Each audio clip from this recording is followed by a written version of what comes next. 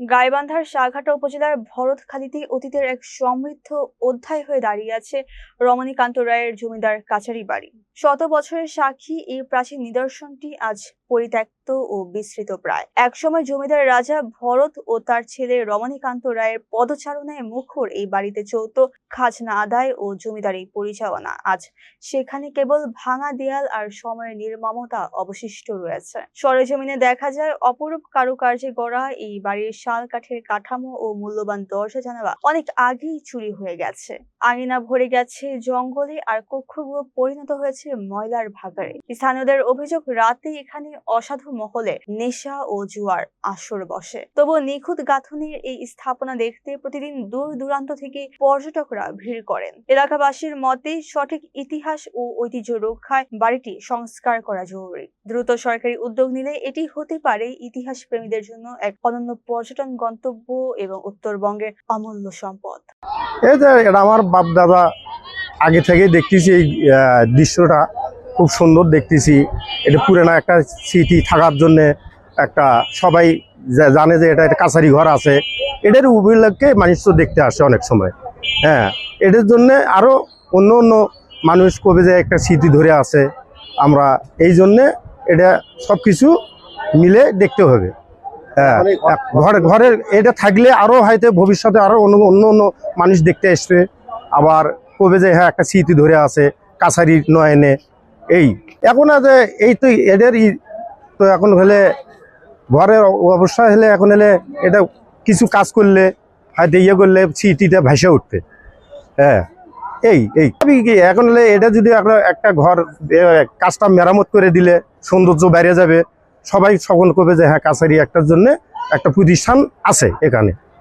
শুনছি যে আজ আসছিল ভরত, তাই হাটনাকে কালী বেড়ে দিয়ে চলে গেছে। তারপর হলে আজ রমণীকান্ত রায়, রমণীকান্ত রায় চলে গেল, 80 বছর বল চলে গেছে।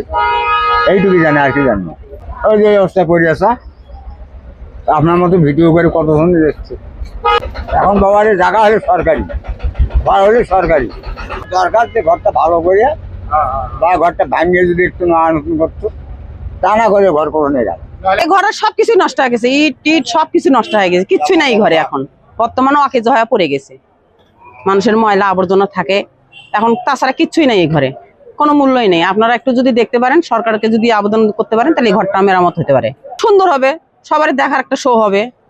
এই ভরতখালী ঐতিহ্যবাহী একটি জমিদার বাড়ি, এটা কালের বিবর্তনে হারিয়ে যাচ্ছে। অবহেলার কারণে এটা এখন ময়লার স্তূপ হয়ে যাচ্ছে। তো আমরা চাই এটা সংস্কার করা হোক, প্রশাসনের নজরে আসুক। আমরা চাই এটা নতুন করে আবার সংরক্ষণ করা হয় এবং সবার জন্য যেন উন্মুক্ত করে দেওয়া হয়, যেন এটা আবার নতুন করে সংরক্ষণ করে। অবশ্যই এখানে অনেক নেশাদ্রব্য সেবন করা হয়, এখন তো কিছু করা হচ্ছে না, এখানে ময়লা হয়ে আছে। তো আগে তো জমিদার বাড়ি ছিল, এখন কিছু নাই, এখন সব নষ্ট হয়ে গেছে। পোলাপান অনেকে আছে এই জায়গায়, ছেলে পেলে আসে নেশা করে এই জায়গায়। পেশা ছিল 10 আনার কাছারি, এটা হলো 6 আনার কাছারি।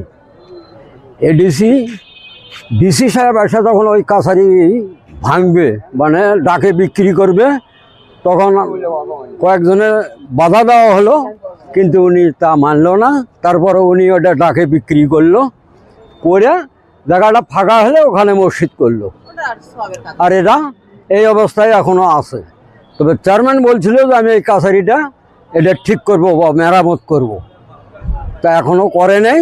তা এখন আপনারা মিডিয়া আছেন, এটা সিদ্ধান্ত নেন কি করা যায়। এখন কোনো ব্যবহার হচ্ছে না এই অবস্থায়, মানে দরজা জানলা নাই তো, মানে অকজা হয়ে পড়ে আছে।